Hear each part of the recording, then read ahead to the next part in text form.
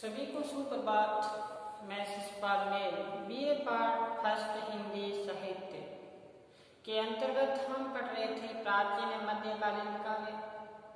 हमने कवि विशुद्धदेव रासो, ढोला मारू, मीराबाई, सहजोबाई, रस खान, कबीर, इन सभी पदों की सप्रसंग व्याख्या की। तो हम थोड़ा सा अपना जो ज्ञान है हमारे सप्रसंग व्याख्या की, तो थोड़ा हमें अंदर जानकर देखें कि ये व्याख्या किसकी है। जैसे दुल्हनिया गाओ मंगलाचार, हम घर आए राजा राम भरतार, तो व्याख्या किसकी है? कबीर की है। किसकी व्याख्या है? कबीर की। इसी प्रकार चढ़ा आषाढ़ गगन घन गाजा, नागमती का वियोग खंड, मलिक मोहम्मद जायसी, तुलसी की है। ये तो मैं व्याख्या बता रहा हूँ, एग्जाम की दृष्टि से महत्वपूर्ण है। जब भी आप पेपर खोल के देखोगे, आपके सामने पेपर होगा, तो उसमें ये व्याख्या आगे तैयार मिलेगी। अभी आप कहना मान लो, कहते ना वस्तु कहीं ढूंढे कहीं किस्मत आवे हाथ, कह कभी तब पाया बेदी लीना साथ, बेदी लीना साथ का दिन वस्तु लखाए कोट जन का पत्था पल में पहुंचा जाए। अगर अच्छा गुण मिल जाए तो सब चीज हमें मिल जाती है, नहीं तो वस्तु कहीं ढूंढे कहीं, वस्तु कहीं पड़ी है ढूंढते कहीं।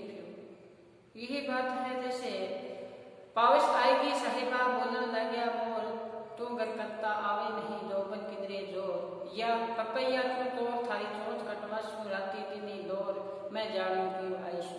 तो ढोला मारवाणी की अपने प्रीतम ढोला को याद करते हुए वियोग के पद। इसी प्रकार से गज गमने मृग लोचनी, नारी शीश संभरे दिन नहीं।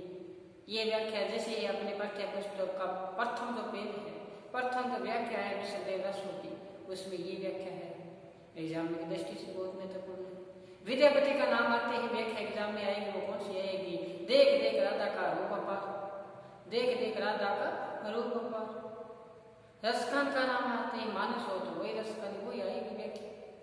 तो हमने अपने अंतर्मन को झांका। कहते हैं ना, कह नानक जिन आपा चले मिटे ना भरम की काई, काहे वन मन खुद हो जाए। जब तक अपने आप को नहीं देखोगे ब्रह्म नहीं मिलता। अब देखना क्या है? जो आपको रचनाएं करवाई है, उनकी सप्रसंग व्याख्या करवाई है, उनको देखना है कि सर ने कौन सी व्याख्या पर सबसे ज्यादा बल दिया था। व्याख्या हमने संपूर्ण की है, लेकिन कौन सी व्याख्या थी जिस पर सबसे ज्यादा बल दिया था? मन रे जागत रहिए भाई, मन रे जागत रहिए भाई, गाफिल होए सोए मते, चोर घुसे घर आई, एक अचंबा देखा भाई, सिंह चराए ठंडा भाई। हमने मरु मरु संसारा, हमको मिला जीवन हारा, अब ने मन मन मन माना, जिन हुए जिन राम न जाना। कबीर। तो हमने जैसे क्लास शुरू करेंगे उससे पहले आपको याद दिलाने के लिए ये व्याख्या आपके सामने रखी जाएगी। इससे पहले आप धूल बोधों पर उपन्यास है उसका अध्ययन करें, कहानियों पर अध्ययन करें, क्योंकि अलंकार के बाद में हम धूल बोधों पे और कहानियों पे चर्चा करेंगे। तो आपकी पढ़ी हुई कहानी होगी, तो यहाँ मूल रूप सारांश बताने में आपके समझने में क्या रहेगी? आसानी रहेगी। तो चले हम अलंकार, हम बीए पार्ट फर्स्ट में हिंदी साहित्य, हिंदी साहित्य में हम पढ़ रहे थे अलंकार। अलंकार में हम पढ़ रहे थे उपमा अलंकार। कौन सा? उपमा अलंकार। उपमा अलंकार को हमने अध्ययन कर दिया। उपमा अलंकार के अंग जैसे बताया था, उपमेय, उपमान, वाचक, शब्द, साधारण धर्म, इन चारों पे हमने अध्ययन किया और बताया कि जो उपमेय, उपमान, वाचक, शब्द, साधारण धर्म, इन चारों को अलग अलग से उनकी व्याख्या की और किसके लिए प्रयुक्त होता है। तो चंद्रमा सा कांति में मुख्य रूप दर्शन है तुम्हारा, ये एग्जाम्पल दिया था। उसको हमने उपमेय में बताया था। उपमेय कौन है? मुख है। उपमान कौन है? चंद्रमा है। वाचक शब्द कौन है? सा। और जैसे आगे साधारण धर्म में दोनों के उपमा समानता बताई जाए, जैसे कांति में मुख। तो ये हमने जाना। आज हम नया अलंकार पढ़ रहे हैं, संदेह अलंकार। कौन सा अलंकार? संदेह अलंकार। संदेह अलंकार नाम देख के ही पता चला है कि इसमें कहीं ना कहीं संदेह है। तो इसमें देखो, जब किसी पद में समानता के कारण उपमेय उपमान का संदेह उत्पन्न होता है। उपमेय और उपमान में क्या बन जाए, संदेह उत्पन्न हो जाए, यह संदेह अंत तक भी बना रहता है। जैसे आपने उदाहरण देखा होगा, नारी बीच सारी है कि सारी बीच नारी है, कि नारी ही की सारी है कि सारी की नारी है। बहुत अच्छा सा उदाहरण है इसका। तो इसी प्रकार से निश्चय होए में कोई वस्तु को निश्चित नहीं होती, इसकी हम लक्षण और इसकी परिभाषा श्यामपट पर अंकित करेंगे और साथ में आप अपने रजिस्टर पे अंकित करोगे, लिखोगे इस पे, कि साथ में नोट्स बन जाए तो फिर बाद में आसानी रहेगी। ऐसे नोट्स आपको बहुत दुर्लभ होंगे, क्योंकि यहाँ एक जो अलंकार है उसके 10-10 उदाहरण बताए जा रहे हैं। जहाँ तक आपको अच्छा लगे वो चुन लेना, क्योंकि एग्जाम में तो अपने एक उदाहरण कर लोगे बहुत है, लेकिन याद रहने की दृष्टि में, ज्ञान के वर्ग की दृष्टि से आगे आपको करवा रहे हैं। तो कौन सा अलंकार करेंगे? संदेह है अलंकार। संदेह अलंकार में सबसे पहले आप इसकी परिभाषा लिखोगे। सबसे पहले क्या लिखोगे? इसकी परिभाषा लिखोगे। तो लिखो कि जब किसी पद में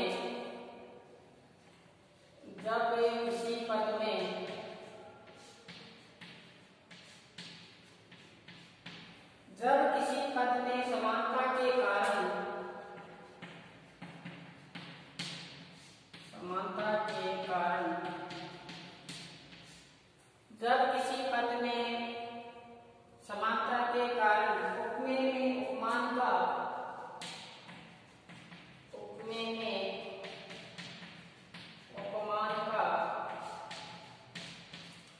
में उपमान का संदेह उत्पन्न हो जाता है।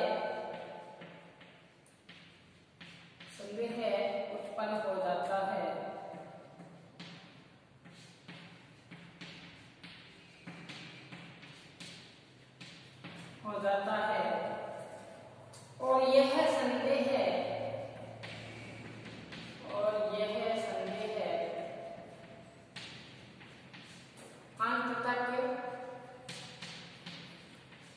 अंत तक बना रहता है।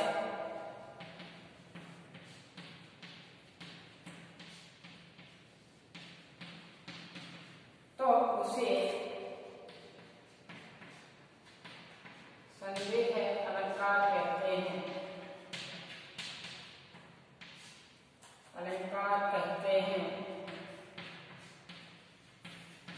क्या बताया? जब किसी पद में समानता के कारण उपमेय में उपमान का संदेह उत्पन्न हो जाता है और यह संदेह अंत तक बना रहता है, तो उसे संदेह अलंकार कहते हैं। ये हुई हमारी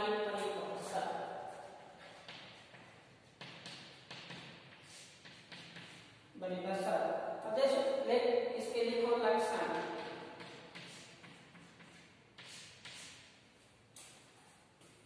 शुरू किया आपने।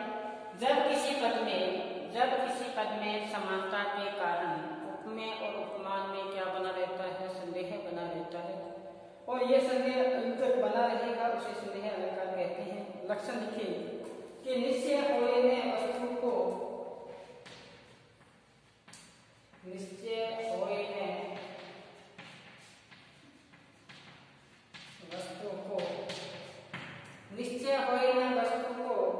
सो संदेह कहाए।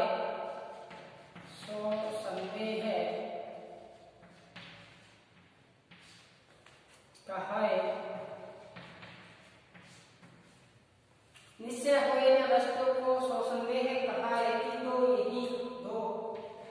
देखो कि दो फिर आया है यही दो, कि दो यही दो, यह है कि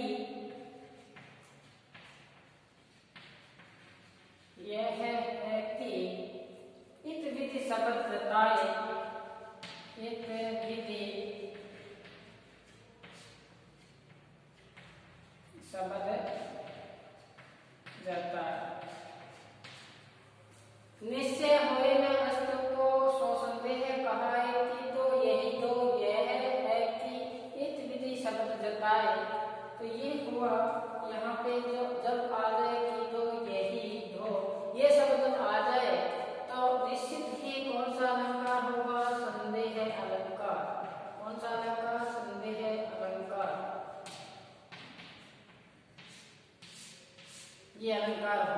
एक बार अपने इसकी परिभाषा अपने श्याम पट्ट उतारें और लक्षण इसके लिखें, फिर चलते हैं उदाहरण पर। फिर कौन सा उदाहरण लिखे? दो उदाहरण पर उदाहरण लिखे कि साड़ी बीच नारी है, साड़ी बीच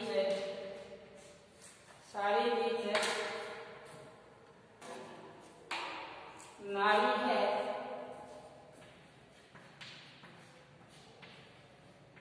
साड़ी बीच नारी है कि नारी बीच साड़ी, कि नारी बीच साड़ी। आसान से है उदाहरण, साड़ी बीच नारी है कि नारी बीच साड़ी। आगे लिखो, साड़ी ही की नारी है, साड़ी ही की नारी है, नारी है, नारी ही की साड़ी, की नारी ही की साड़ी। ये हुआ। यहाँ पर निश्चय नहीं होगा। क्या नहीं होगा? जब महाभारत में द्रौपदी का चीरहरण होता है, उसमें के उदाहरण हमारे सामने आए हैं। जब दुशासन चीरहरण करता है तो पता नहीं चलता कि नारी ही की साड़ी है कि साड़ी ही की नारी है। द्रौपदी का और वस्त्र का कहीं पता ही नहीं चल रहा था। एक संदेह उत्पन्न हो गया वहां पर विराजमान सभा को कि नारी ही की साड़ी है कि साड़ी ही की नारी है। ये गए हैं यहाँ पे, तो आगे हो गए, साड़ी बीच नारी है कि नारी बीच साड़ी, साड़ी ही की नारी है, नारी ही की साड़ी। एक अर्थ है इसका, ये उदाहरण, ये लक्षण और एक परिभाषा अपने श्याम पट्ट पे अंकित किया हुआ, अपने रजिस्टर में लिखे। फिर चलते हैं आगे, चले आगे चले। हमने परिभाषा लिखी, हमने लक्षण लिखा, हमने उदाहरण लिखा। उदाहरण लिखा था साड़ी बीच नारी है कि नारी बीच साड़ी है, कि साड़ी ही की नारी है कि नारी की साड़ी है। एक क्या हुआ? एक संदेह उत्पन्न हुआ। तो उसका जैसे आपने इसका उदाहरण लिखा, उसकी थोड़ी सा शरारत लिखें तो क्या बताया देखो इसमें कि महाभारत काल में, लिखें महाभारत काल में, महाभारत काल में द्रौपदी के चीरहरण के समय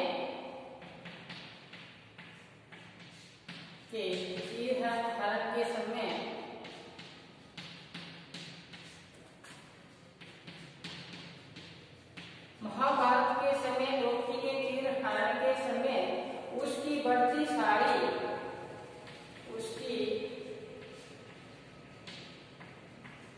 बढ़ती साड़ी, बढ़ती साड़ी, यहाँ पे किए का से कपड़ा, बढ़ती साड़ी को देखकर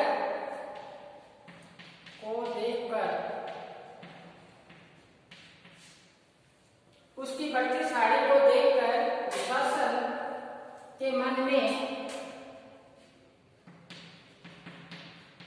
दुशासन के मन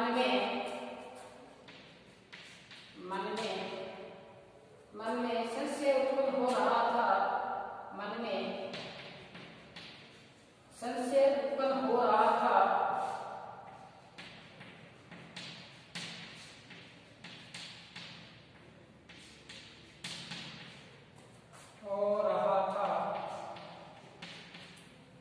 क्या हो रहा था? संशय उत्पन्न हो रहा था कि ये साड़ी के बीच नारी, कि यह साड़ी के बीच नारी,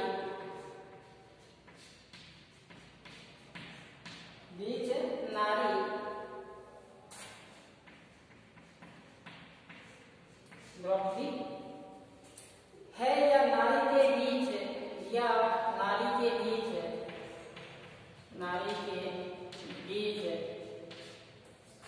साड़ी है, साड़ी है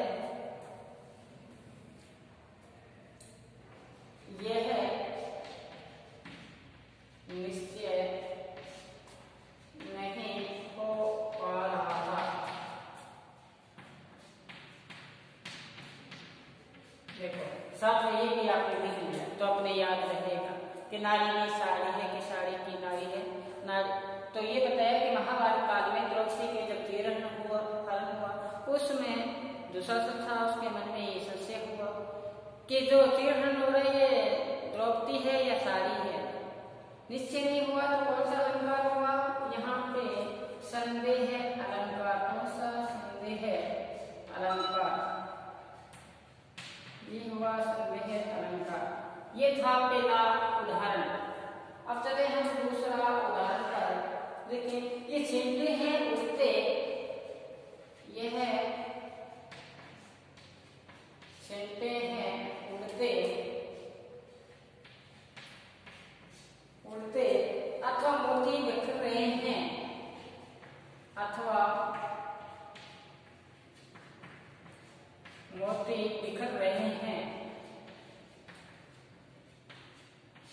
छोटा सा उदाहरण क्या लिखा है, ये छींटे हैं उड़ते अथवा मोती बिखर रहे हैं। तो क्या छींटे हैं और मोती में क्या नहीं हो रहा, निश्चय नहीं कर पा रहे, यहाँ निश्चय नहीं कर पा रहे, यहाँ पे क्या हो रहा है, संदेह है। तो कौन सा अलंकार हुआ, संदेह है अलंकार। ये छींटे हैं उड़ते अथवा मोती बिखर रहे हैं। इसी प्रकार आगे देखिए कि ये है सरस ओस की बूंदें, ये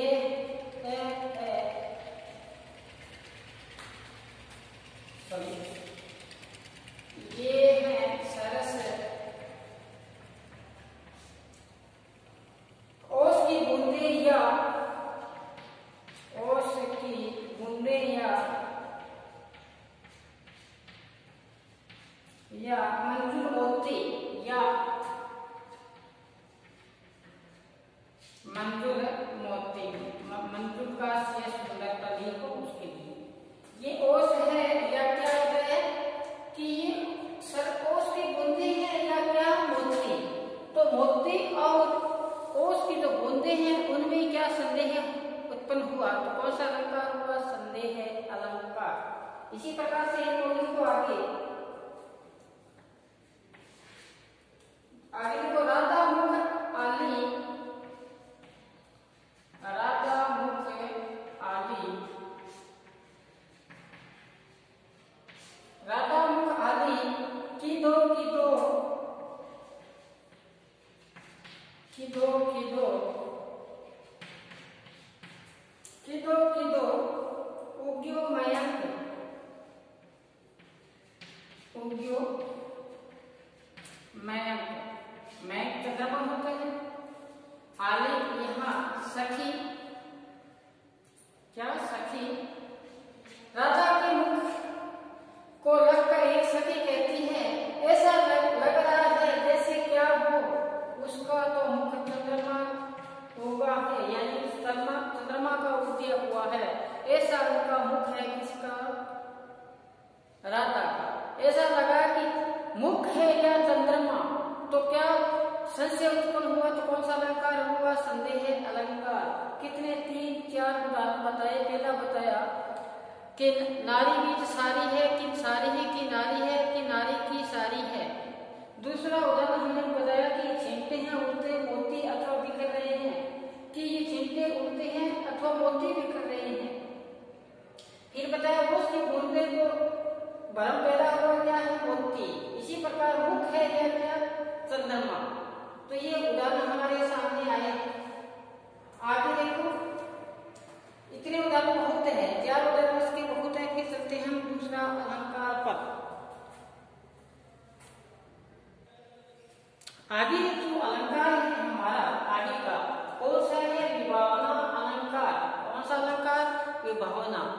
अनुप्रास पढ़ लिया, उपमा पढ़ लिया, संदेह अलंकार पढ़ लिया। अब चला श्रेष्ठ अलंकार पढ़ लिया, विभावना अलंकार। विभावना अलंकार में क्या है, देखो कि विभावना अलंकार है, उसमें क्या है, हमारे द्वारा जो भी कार्य किया जाता है उसके पीछे कोई ना कोई उद्देश्य होता है, कि हमारे द्वारा जो भी कार्य किया जाता है उसके पीछे क्या है, उद्देश्य होता है। और ऐसा अगर क्या करे, किसी पद में वास्तविक कारण के बिना भी कार्य हो जाए वास्तविक कार्य करने के बिना ही क्या हो जाए, कार्य हो जाए, तो वो कौन सा अलंकार माना जाएगा, विभावना अलंकार माना जाएगा। तो हम पहले लिखें तो देखें कि हमारे द्वारा जो भी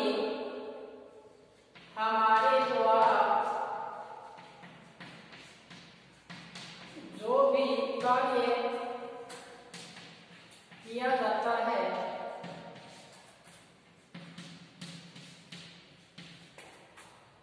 उसके पीछे,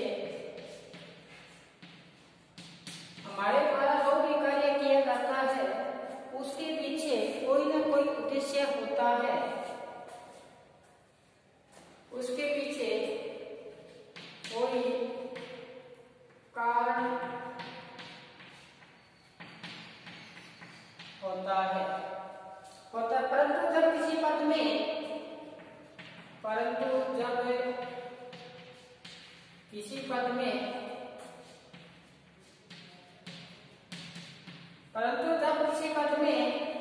वास्तविक कारण के बिना,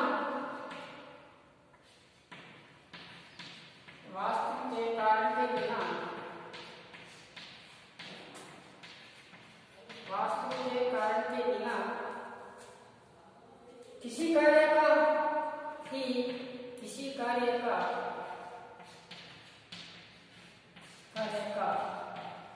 होना पाया जाए,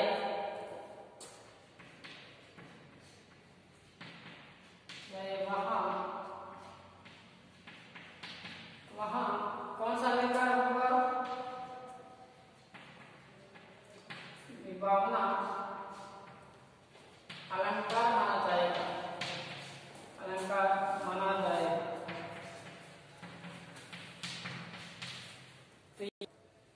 तो क्या बताया कि हमारे द्वारा जो भी कार्य किया जाता है उसके पीछे कोई ना कोई उद्देश्य होता है। लेकिन ऐसा हो जब किसी पद में वास्तविक कारण के बिना ही कोई कार्य हो जाए तो वो कौन सा अलंकार माना जाएगा, विभावना। बिन पद चले सुने बिन काना, बिन पद चले सुने बिन काना, बिना पैर से चलना, बिना कानों से सुनना। ये तो क्या हुआ, हम कहीं जाते हैं तो पैरों के द्वारा, कदमों के द्वारा चलेंगे, लेकिन बिना ही ऐसे ही चले जाइए ऐसा तो हो नहीं सकता। लेकिन कार्य हो जाए तो वो कौन सा अलंकार माना जाएगा, यहाँ पे विभावना अलंकार माना जाएगा। तो ये थी इसकी परिभाषा। कल हम इसके उदाहरण, इसकी पहचान क्या है, जिस प्रकार से संदेह में आया था कि तो ये शब्द आए थे कि मैं की, तो ये शब्द जब आए तो कौन सा अलंकार माना गया, वहां पे संदेह अलंकार जो करवाए उसकी परिभाषा अच्छी तरह से आपको याद हो, उदाहरण आपको याद हो, लक्षण उसके याद हो।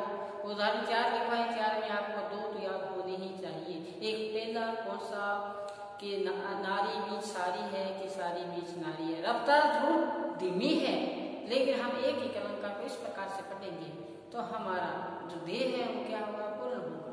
आज बस इतना ही। घर पर रहें, सुरक्षित रहें और पढ़ते रहें। धन्यवाद।